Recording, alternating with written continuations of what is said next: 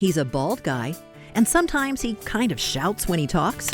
I'm Will Ainsworth. A small businessman who will grow 21st century jobs and will be a loud voice to help existing Alabama businesses. I'm Will Ainsworth. Ainsworth is the husband of a pre-K teacher. He'll expand voluntary pre-K programs and speak out for classroom technologies. I'm Will Ainsworth. Always bald, sometimes loud. Will Ainsworth will take his job seriously, not himself. Coming up next on The Voice of Alabama Politics, Dr. Death. Also, the V-Team takes a look at the Ivey Maddox food fight. And the State Ethics Commission, they're worse than snakes. Amazing thing about snakes is that they reproduce spontaneously.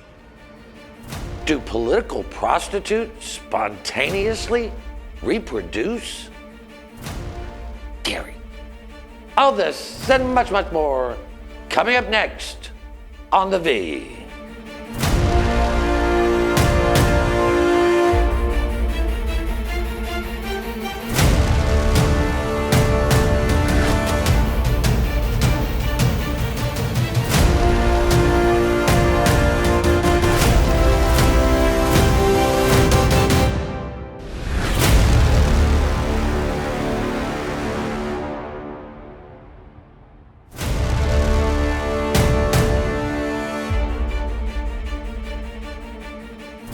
Welcome to The Voice of Alabama Politics, where we tackle the tough issues so you have the hard facts.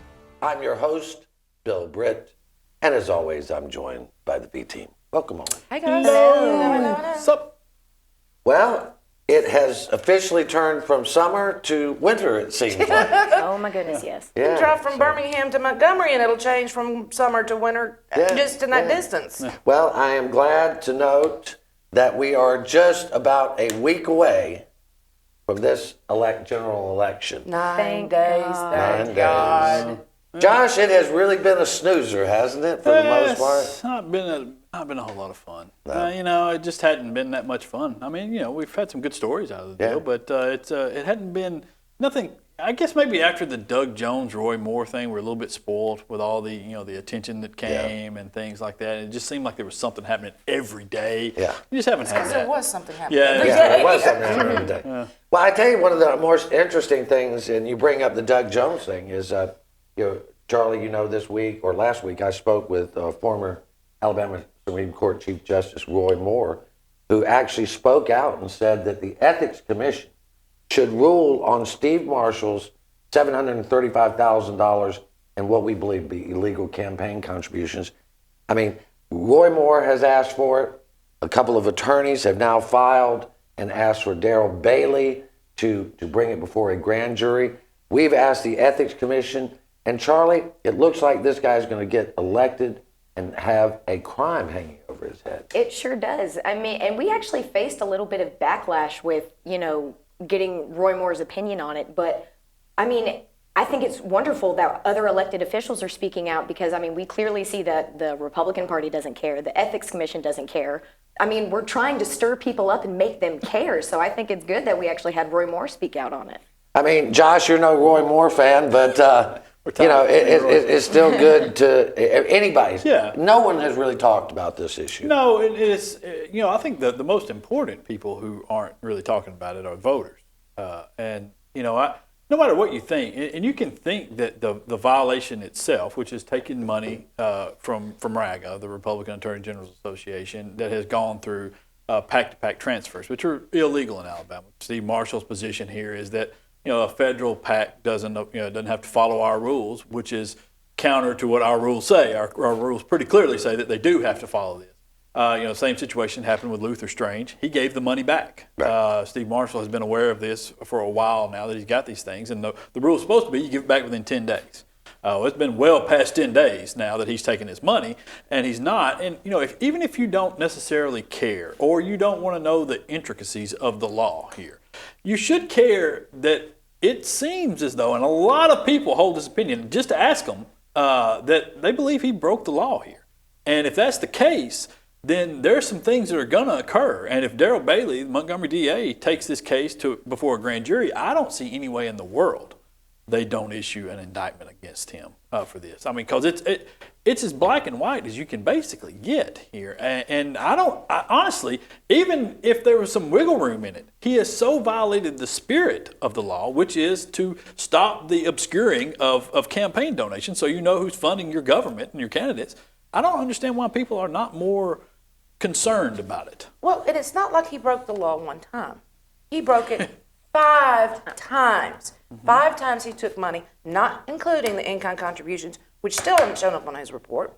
But he broke it 5 times. And I believe we now have suspicion that's why the Ethics Commission was playing with the rules the other week when they said that they could collapse it down to 1. Well, were they covering for Marshall in that, knowing that he took it 5 times? Because I believe it's at 4, it trips it to a felony. Yes, it is. That was the rule. I don't know what the rule is anymore. Well, Exactly. interestingly enough, and we haven't reported on this a lot, but you remember when they said that they could change the law, when they gave themselves permission to change the law, collapse X amount of fines down into 1 fine. Jerry Fielding, who's the chair of the Ethics Commission, said, well, the Attorney General's office is not weighed in on this, so they must be okay with it. Yeah. Well, we now have found that some weeks after that, the Attorney General's office has now weighed in and asked for a rehearing. But we also hear that the Attorney General's office did stand down during that hearing, and I believe it's to get it past the election. Yeah, It's just to get absolutely it past is. the election, because once you move past the election, a lot of the concern for this kind of goes away, and in the shadow of almost darkness there, because most people aren't attending ethics commission meetings. They can make a ruling that says, oh, well, this is the law. He's got to give the money back, and they'll allow him some work around the law here. There is no question he's violated the law. There's no question that he knows he's violated the law, and there's no question that a grand jury would indict him for this. I don't believe there's any question whatsoever in my mind. But the problem is, no one seems to care, as Charlie pointed out. Terry Latham, the head of the Republican Party, doesn't care. Jerry Fielding, Butch Ellis, Charlie Price, all those people don't care. If you cared about Robert Bentley and what he was doing, then you should care about Steve Marshall, because it's essentially the same thing. Matter of fact, Marshall's stuff may be worse. Yeah. It's more egregious, I got to tell you that. Well, I can tell you, what makes it more egregious is the fact that Robert Bentley argued well after the fact that he didn't know he was violating the law, that he didn't know that these things were violations, and contended that they weren't. Steve Marshall has known that this was for quite some time now and has stuck with it. Yeah. Well, that's because, one, he doesn't have the money to pay it back. No. He And will let's after not the forget, election. he argued in court. He argued this very same law Yeah, in court, it's true. saying it was the law was the only thing that was protecting the voters of Alabama from outside fraud. If you didn't know any better, you would think he was a two-faced little pansy. Wouldn't you now? If you didn't know better, right? Definitely. We got about 58 seconds. This week, he has been on a mission from God. He is down in Florida defending a cross in Florida. Yeah. Now, I believe that this is fine for us to stand up for this kind of thing. I mean, he's protecting it. But it's not in this state, Josh. It's not. It's in Florida. But you know what is in the state? There's a big water problem. That's right. In Morgan County and Lawrence County up here, where thousands of people aren't drinking their tap water because there's a big problem there with 3M polluting the water. And so for years now, this has gone on for years up here. Started with Luther Strange, who, to his credit, was actually working with the water authority up there on litigation that was going to go forward prior to Strange being appointed to the Senate. So we've got Marshall, instead of worried about people's drinking water and His the polluters, his people, he's down in Florida worried about their cross. Yeah. Harley? Anybody say RAGA? There you go. I think, he might want to live some of those Christian principles rather than talk about them. Anyway, we're going to leave it right there. You're watching The V, the voice of Alabama politics. We'll be right back with more news and opinion.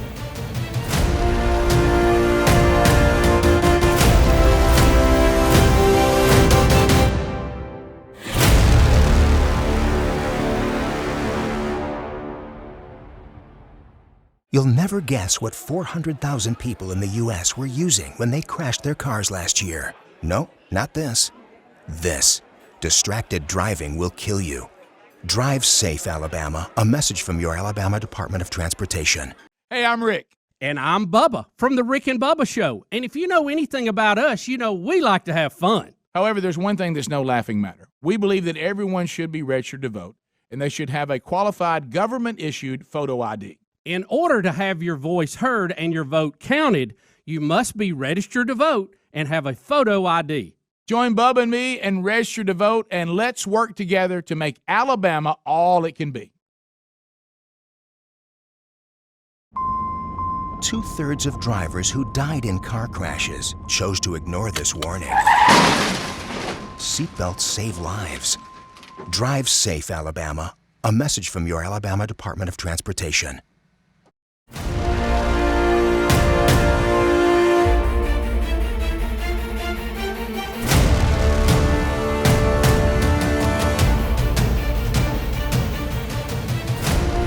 Welcome back to The Bee, the voice of Alabama politics. There was a study that we wrote on, that Chip Brownlee for APR wrote on this week, Josh, that shows that Alabama is the third least engaged state when it comes to politics. We are the third worst state at being politically smart or politically engaged. Well, I've seen my Facebook comments, so it's not really a surprise. Really surprised that we're not number one. But that explains a whole lot. It does. And if you listen to normal people every day, you know, that's not really a surprise to me. It's not. I mean, I know the people that we kind of surround ourselves with. You would think that all of the world is that way, but you know, once you kind of get out of the bubble of Montgomery and some government people, and you start talking to them about things that we've discussed for weeks and weeks and weeks, and you bring it up, it's just a joke. You know, they're like, "What? I don't know what you're talking about." What Susan, out of the 50 states and the District of Columbia, to think that Alabama is the third least politically engaged. I mean, that means we're behind like Arkansas or Missouri or that all sounds we're correct. behind. You're surprised. Yeah. See, that's We're why this whole thing, shocked I by haven't this. been very Now, shocked about this. But then the honestly. other day, I was talking to somebody about the upcoming election, and I said in the AG's race, and they said, "What does AG stand for?" Yeah. And I went, "Enough said." No. Somebody asked me last week who Steve Marshall was. I lost it. I was over it. I was done with the conversation. Because they're more concerned about what Trump is doing than what's happening here in the state, which is why we have polluted water in Decatur, which is why we have sewer problems in Birmingham, why we have tainted soil in Birmingham and in Anniston and all of that. Because nobody pays attention to what's going on in the state. And you know, I think more people are concerned about what Nick Saban is doing than what that's Donald true. Trump is doing. Because there's a lot of national things, I think, that kind of fly by people, and they get partial information, and a lot of it is kind of a Facebook news culture, and this happens on both sides of things here, you know. And I think a lot of people get partial information, and I see them. You know, my page, you'll be shocked to learn, Facebook page is kind of populated by Democrats and liberals. I know it's a surprise. But you know, and a lot of times there are things that I have to kind of correct about things. There's partial information that they have from these stories. Like the vice governor is running the state. The vice governor. He's not there. Well, I mean, They're confused about Will Ainsworth's role. You show an entire calendar, 3-week calendar of KIV that's basically blank, and somebody comments, Charlie, and says, "Well, aren't those things that the vice governor should be doing?" Didn't you know that? I mean, this is basic information. We have a new statewide office. Yeah. I didn't even Look know. for it on your ballot. I didn't even know we had a vice governor. I gotta tell you, I'm kind of for vice governor at this point. Well, the more we Really, talk about it. honestly, I feel like people do it to themselves, though, and I don't mean to toot, our own horn as a news organization, but we present, both sides of things. But as soon as people read something they don't like, they shut off completely from that source, and they do it to themselves. They choose to not be open-minded. Well, they do that, but I think more of it is people are busy. You know, you get into life and taking the kids to school and work and stuff, and you're not working in this industry. It's just a lot of work to keep up with some stuff. We make it real simple. We have a website. You take 27 minutes out of your entire week, even if it's in the car while you're driving, and you can see what's going on. If they just read my columns, they would be plenty Well, informed. there you go. I wanted to refer back to one of your stories this week, but I did think we did have a vice governor. Really? Robert Bentley. He was totally fond of vice. Yeah, he was that. Dr. Larry Stutts, Senator Larry Stutts from up in the Shoals area. he has 2 laws that are attributed to him. One is Rose's Law because he settled a lawsuit where he killed a woman because of whatever. He didn't actually kill her. I mean, his negligence, so you could say, possibly led. Oh, he didn't. He didn't. He wasn't. He's not wanted for murder currently. But no, it was. Negligent. Yeah, negligence. Negligence led to her passage. Yeah, alleged negligence. Yeah, so you had a lawsuit there. $5 test. And and so there were some things that were. All right, and then he's had a history of kind of missing breast. Yeah, he's had some cancer's diagnosis. He's had some problems, but luckily he's just an OBGYN, so no big problem. Well, he used to be a vet. Yeah, so. He did. God bless the Tell us a story. Tell us a story. So the more recent one, there's a complaint has been filed against him by one of his now former patients. She went through a mammogram, detected breast cancer, had set up a surgery and a biopsy, went through this whole rigmarole here for a month-long process that people who've been through this know well. And then the day after she set up the surgery, she got a card from Larry Stutts' office saying her mammogram was free and clear, no worries until next year. And so, but what made it more egregious to her was the fact that even after they discovered the error that they made, no one from that office called. No one talked to her. He didn't call her. He didn't help her navigate the process, which is something that OBGYNs do for people. They help set up a lot of stuff along the way. Let us also remember that when he was trying to get Rose's Law reversed, he also dropped another bill that said that if a woman had dense breast tissue and it showed up on her mammogram, right now by law, the OBGYN or whoever does has to send a letter to the woman saying, you have dense breast tissue and we don't know if we can actually detect if you have breast cancer or not. But he dropped a bill that they wouldn't even have to send that letter. Right, and that's because one of the things was that his opponent in the 2014 race, wife had dense breast tissue, and they had passed a law because they had missed her diagnosis. Maudie survived, but nevertheless. Yeah, and that is a thing. That's a thing. With dense breast tissue can be an indicator of increased risk. But if this woman had have gone by the little card she got, she could have been lost her. She could have. Yeah, absolutely. She already lost her breast. It was so far advanced. Yeah, and so it's and I think the deal with Larry Stutts here, to be serious about it, Kyle Whitmire said on Twitter after this story, AL.com columnist, that he's very rarely run into somebody who is as disliked as Larry Stutts, or who has little respect for him. Most people have little respect for him, and that's true. And he's come here and he has been so self-serving and so wrapped up in things around just his benefit that I think he has turned off not only Democrats but Republicans here, and they're not. He does not have a lot of friends. He doesn't have a whole lot of friends. And when he's on that Senate floor, it's obvious they don't like him. And it's his own doing. I think a lot of people reached out and tried to help. As a matter of fact, I've talked to a lot of his Republican colleagues who reached out to him to try to help him along the way. And even after the deal with Rose's Law, which they felt betrayed. Of course they did. They signed off as sponsors when he didn't tell them what it was. Yeah. Well, there you go. We're going to have to leave it right there, also known as Dr. Death. You're watching alleged Dr. Death. Yeah. Alleged. The voice of Alabama politics. We'll be right back with more news and opinion.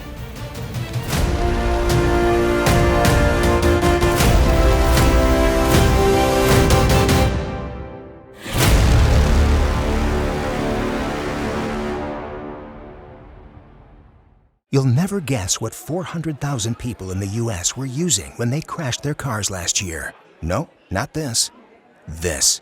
Distracted driving will kill you. Drive safe, Alabama. A message from your Alabama Department of Transportation. He's a bald guy, and sometimes he kind of shouts when he talks. I'm Will Ainsworth. A small businessman who will grow 21st century jobs and will be a loud voice to help existing Alabama businesses. I'm Will Ainsworth. Ainsworth is the husband of a pre-K teacher. He'll expand voluntary pre-K programs and speak out for classroom technologies. I'm Will Ainsworth. Always bald, sometimes loud. Will Ainsworth will take his job seriously, not himself. 2/3 of drivers who died in car crashes chose to ignore this warning. Seatbelts save lives. Drive safe, Alabama. A message from your Alabama Department of Transportation.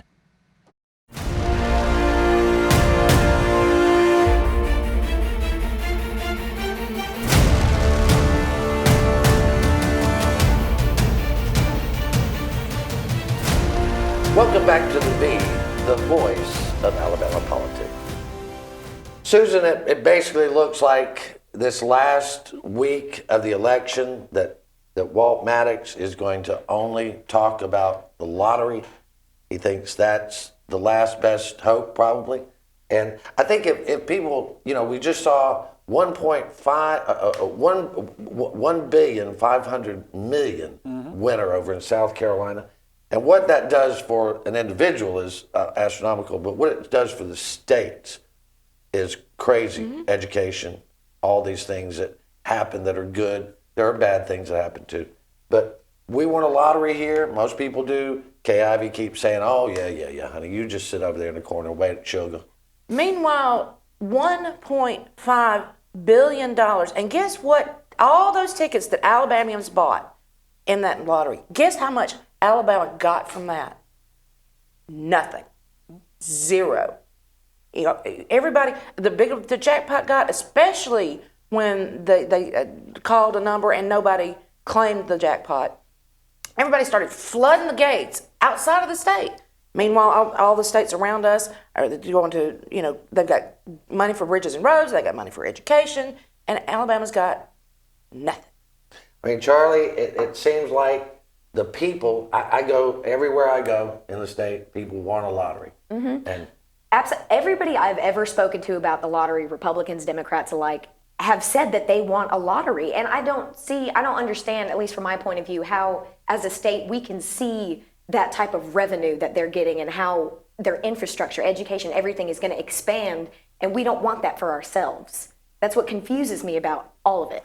Josh, you know why they don't want it, don't you? Well, I have some ideas, Yeah. but I mean, it's I understand the argument that a lottery is a poor way to fund government over a long period of time. I mean, it's kind of a zero growth game there that you're playing. But at the same time, we're not isolated. We're not out on an island here. And so if you have everybody around you playing this, whatever negatives that come from a lottery, you have them. We have look around our borders here. The state of Georgia, Tennessee, and Florida. The locations in those states with the highest revenue from lotteries are the gas stations right along the Alabama line. That's every single time because we don't have them. They flood over there to do them. They're getting it from both directions. So we have all the problems here. We also have 3 casinos here that pay no taxes. And we have the gambling problems from those. What we don't have is any of the revenue that comes from that. And we had a gambling commission here for a while that brought in these people from other states to talk about the lotteries that they have there. And one of the things they said was their lotteries, before any money goes out anywhere else, they put in a fund for gambling addiction and for some of the other problems that take place in their states because of these things. Because those things are real and they do happen, but you have to address them. And so that's one of the things that we are lacking here that other states have, in addition to we're playing all this stuff and we're sending their kids to college or paying for Tennessee's pre-K or buying the license plates for the people in Tennessee or the gas for the folks in Florida. And at a point, you're just banging your head against the wall, Well, there is no longer a good moral argument for this because we already have gambling. It's already here, so you can't, they use this false narrative and say, well, we're just trying to keep gambling. It's here, people. Yeah. It's here. It's while we're walking into 2019 budget with a huge deficit that we know about so far. We've also this last week discovered where they're shifting money around in the budget illegally in some cases, rob from Peter to pay Paul, but we don't need a lottery? Yeah. Seriously? Yeah. Well, we need a lot of things. Well, we do. That's a real easy one. It's revenue. But a lottery would help. Put it on the ballot. Let people vote. But you know what? They don't do it because they want to pander to the lowest common denominator. Yeah. And a lot of it is political. They don't want to put it on. Republicans don't want to put it on the ballot because it drives Democrats out to vote. Yeah, that's right. That's right. And so that's. But come on. Yeah. Come on, man. I know. Let's move on to the next one. BCA finalists. The Business Council of Alabama announced back in September they were doing a search for the president and CEO. They were looking for a new president and CEO. And the search ended on October 8th. Susan, we're hearing that they're going to announce we've heard of some of the finalists, but we don't have a complete list. But they're going to announce the new president as CEO at the end of the month. That's what we're hearing. Believe that the last interviews of the last candidates will be held on October 30th. And in that evening, by evening, they will have decided on which candidate that's going to be. And that's the chairman's dinner down in Point Clear. It is. We do know 3 names out of the 4 or 5 finalists. Kay Ivey, Governor Kay Ivey's Chief of Staff, Steve Pelham, former U.S. Congressman Joe Bonner, State Representative Danny Garrett, and we're hearing a couple of other wild cards, but we have not been able to confirm.